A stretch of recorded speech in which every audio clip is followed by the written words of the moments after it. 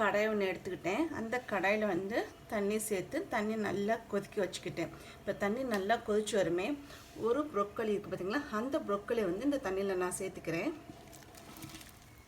ரொம்ப நேரம் வந்து தண்ணியில் வந்து இருக்கக்கூடாது. 2 நிமிஷத்துலேயே வந்து நம்ம இந்த ப்ரொக்கோலியை வந்து தண்ணியிலேருந்து எடுத்துக்கணும். இல்லை அப்படின்னா ப்ரொக்கோலி ரொம்ப சாஃப்டாகிடும். ப்ரொக்கோலி தண்ணியில் போட்டு 2 நிமிஷம் அடுப்பையும் ஆஃப் பண்ணிடும். அதே மாதிரி ஒரு மிக்ஸ் கொடுத்துட்டு 2 நிமிஷத்துலேயே வந்து எடுத்துடணும்.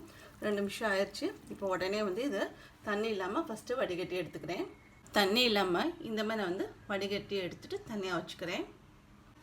சாஸ்பேன் எடுத்துக்கிட்டு அந்த சாஸ்பேனில் வந்து 1 டேபிள் ஸ்பூன் அளவு பட்டர் சேர்த்துக்கிறேன். இந்த பட்டரானது நமக்கு நல்லா மெல்ட் ஆகி வரட்டும். பட்டரானது மெல்ட் ஆகி வருது. இந்த ப்ரொக்கோலி ரெசிபி இந்த பட்டர் தான் ஸ்பெஷலு. இந்த பட்டரில் சேர்ந்து டேஸ்ட்டு செம்மையாக இருக்கும். மெல்ட் ஆகி வரட்டும். பட்டர் வந்து மெல்ட் ஆகிடுச்சு. இப்போ நான் வச்சுருக்கேன் இஞ்சியானது 1 டேபிள் ஸ்பூன் அளவு இதோடு சேர்த்துக்கிறேன்.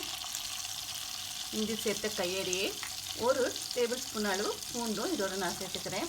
சேர்த்துச்சு இது ரெண்டையுமே இந்த பட்டரில் லைட்டாக வந்து வதக்கி விட்டுக்கிறேன். நம்மளுக்கு ரொம்ப லைட்டான கோல்டன் கலரில் வந்தாலே போதும்.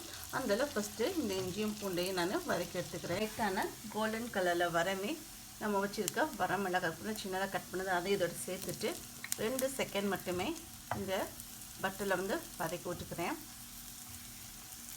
2 நிமிஷம் வதக்காச்சு. அடுத்து நான் வச்சுருக்க ப்ரொக்கோலி இருக்குது பார்த்தீங்களா, இந்த ப்ரொக்கோலியை நான் இதோடு சேர்த்துக்கிறேன்.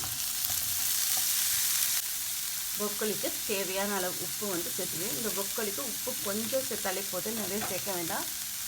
சேர்த்ததுக்கப்புறம் நல்லா கலந்து விட்டுக்கிறேன். இந்த ப்ரொக்கோலியானது இந்த இஞ்சி பூண்டோடையும் சரி இந்த வரமிளகாயும் பட்டரையும் கொஞ்சம் 2லேருந்து 3 நிமிஷம் நம்ம மிக்ஸ் பண்ணி விட்டுட்டு அதுக்கப்புறம் அடுப்பு ஆஃப் பண்ணிட வேண்டியதான். 3 நிமிஷம் ஆயிடுச்சு. நம்ம அடுப்பு ஆஃப் பண்ணிட வேண்டியதான்.